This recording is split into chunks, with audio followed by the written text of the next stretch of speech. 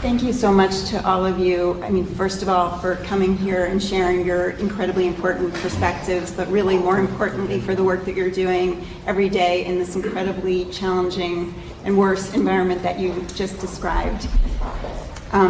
We're now going to move to the closed press portion of our task force meeting, so thank you very much. Thank you very much, Press, we need you all to move. Mr. President, you've talked. Thank you very much. We need you guys to move. Thank you very much. Please. Thank you. Thank you very much, Press. Thank you very much, Press. Thank you very much, Press. Thank you. We need you to move. We need you to move. We need you to move. Thank you. Let them get on with the meeting. Thank you very much. Should Herschel Walker be disqualified? Let's go. Thank you. Thanks so much. Thank you very much. We appreciate you. Thank you. Thank you very much. Let's move this way. Let's move this way. It's on. Okay. Well, first of all, I created this task force in the aftermath of the Supreme Court's, most people would acknowledge, is a fairly extreme decision in Dobbs to launch a whole of government approach to address the damages of that decision. Excuse me. And I've said before, the court got Roe right 50 years ago. And Congress should codify the protections of Roe and do it once and for all. But right now, we're short a handful of votes. So the only way it's going to happen is if the American people make it happen. And meanwhile, congressional Republicans are doubling down on the extreme position with the proposal for a national ban. Let me be clear what that means. It means that even if you live in a state where extremist Republican officials aren't running the show, your right to choose will still be at risk, because Republicans in Congress want to pass a law to take away the right to choose for every woman in every state and every county. And there's no pushing back from that. It's also pushing laws to not allow for exceptions of rape and incest, and or the life of the mother in some cases. And it's really scary part that in some states they're already succeeding. When the Dobbs decision came down, I said, and Justice Thomas warned us very plainly, that this wouldn't stop with a woman's right to choose. And it would extend to the right to privacy itself, and things like contraception.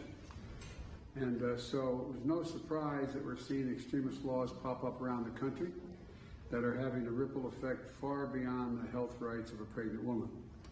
We have doctors here with us today who are on the front lines of this crisis, and many of these laws would make doctors criminals just for treating a patient. In Arizona, they had a law which has been mentioned by the Vice President and on the books in 1864. That's 1864, during the Civil War, and went into effect again a week and a half ago. And just 2 days after it went into effect, a young 14-year-old girl who's been suffering from rheumatoid arthritis and osteoporosis initially couldn't get a refill for her prescription, the drug she'd been taking for years to deal with her two diseases, because concerns that that very prescription could be used to terminate a pregnancy in violation of a law in that state. And that's exactly what we're afraid would happen. This 14-year-old girl couldn't get the medicine she needed for arthritis because of the extreme, backward, and misguided law. Now, officials at the University of Idaho said it should stop providing contraception, as was mentioned by the Vice President.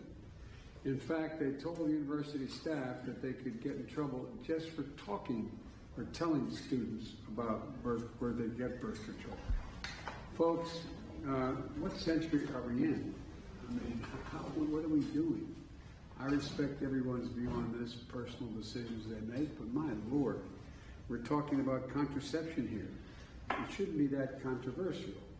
But this is what it looks like when you start to take away the right of privacy.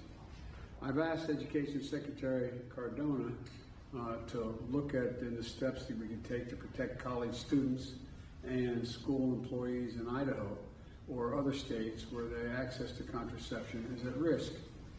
And my message to any other colleagues considering enacting policies like this, don't.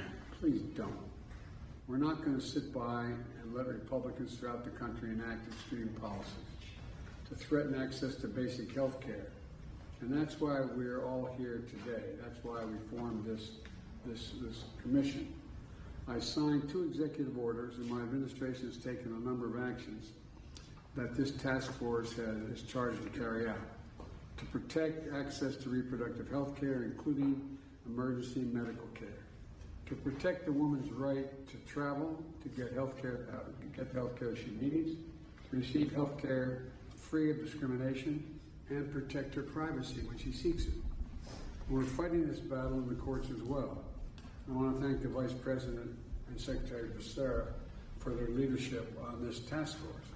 And I also want to thank Secretary McDonough for leading an important effort at the VA. My message to folks across the country who are worried about what we're seeing is first that we have your back. We're not going to step back from this. And second, we've heard your voices. Now I want to turn it over to Secretary Cardona now for his comments.